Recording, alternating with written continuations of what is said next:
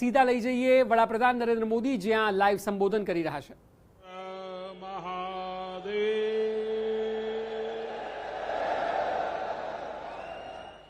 जय श्री महाकाल, जय श्री महाकाल महाराज की जय। महाकाल महादेव, महाकाल महाप्रभु, महाकाल महारुद्र, महाकाल नमोस्तुते। उज्जैन की पवित्र पुण्य भूमि पर इस अविस्मरणीय कार्यक्रम में उपस्थित देश भर से आए सभी चरणवंद्य संतगण,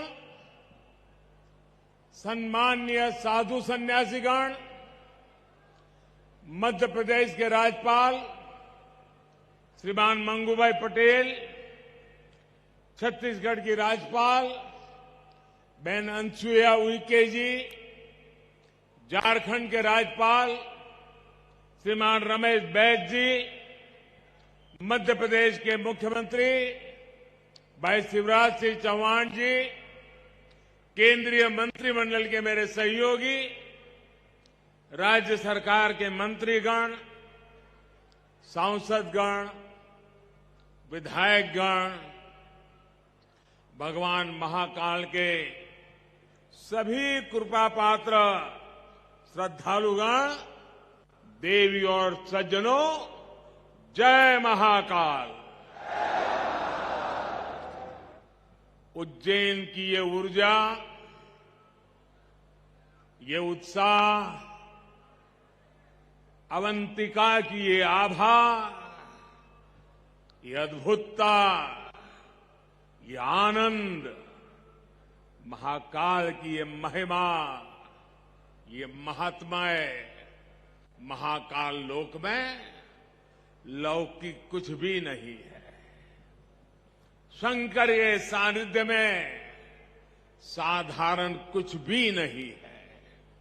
सब कुछ अलौकिक है, असाधारण है, अविस्मरणीय है, अविश्वसनीय है।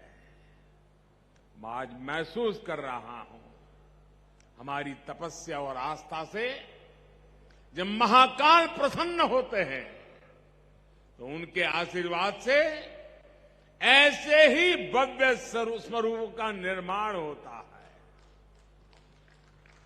और महाकाल का आशीर्वाद जब मिलता है तो काल की रेखाएं मिट जाती है, समय की सीमाएं सिमट जाती है और अनंत के अवसर प्रस्फुटित हो जाते हैं। अंत से अनंत यात्रा आरंभ हो जाती है। महाकाल लोक की ये भव्यता भी समय की सीमाओं से परे आने वाली कई पीढ़ियों को अलौकिक दिव्यता के दर्शन कराएगी, भारत की सांस्कृतिक और आध्यात्मिक चेतना को ऊर्जा देगी। मैं इस अद्भुत अवसर पर राजाधिराज महाकाल के चरणों में शत शत नमन करता हूं। मैं आप सभी को, देश और दुनिया में महाकाल के सभी भक्तों को हृदय से बहुत बहुत बधाई देता हूं। विशेष रूप से भाई शिवराज सिंह चौहान और उनकी सरकार, उनका मैं हृदय से अभिनंदन करता हूं,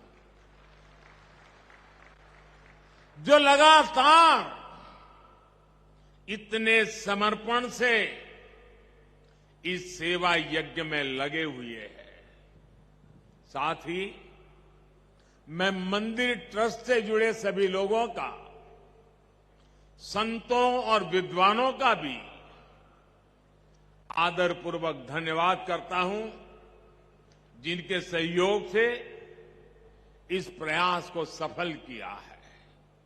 साथियों, महाकाल की नगरी उज्जैन के बारे में हमारे यहां कहा गया है, प्रलयो न बाधते, प्रलयो न बाधते तत्र महाकालपुरी, अर्थात महाकाल की नगरी प्रलय के प्रहार से भी मुक्त है। हजारों वर्ष पूर्व जब भारत का भौगोलिक स्वरूप आज से अलग रहा होगा, तब से ये माना जाता रहा है कि उज्जैन भारत के केंद्र में है। एक तरह से ज्योतिषीय गणनाओं में उज्जैन न केवल भारत का केंद्र रहा है, बल्कि ये भारत की आत्मा का भी केंद्र रहा है। ये वो नगर है जो हमारी पवित्र 7 पुरियों में से एक गिना जाता है। ये वो नगर है जहां स्वयं भगवान कृष्ण ने भी आकर शिक्षा ग्रहण की थी। उज्जैन ने महाराजा विक्रमादित्य का वो प्रताप देखा है जिसने भारत के नए स्वर्ण काल की शुरुआत की थी। महाकाल की इस धरती से विक्रम संवत के रूप में भारतीय काल गणना का एक नया अध्याय शुरू हुआ था। उज्जैन के क्षण क्षण में, पल पल में इतिहास सिमटा हुआ है। कण कण में आध्यात्म समाया हुआ है और कोने कोने में ईश्वरीय ऊर्जा संचारित हो रही है। यहां काल चक्र का 84 कल्पों का प्रतिनिधित्व करते 84 शिवलिंग है।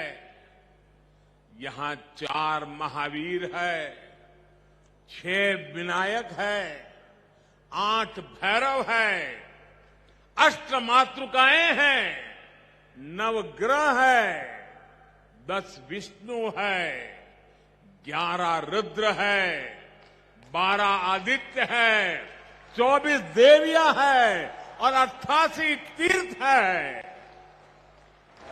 और इन सबके केंद्र में राजाधिराज कालाधिराज महाकाल विराजमान है।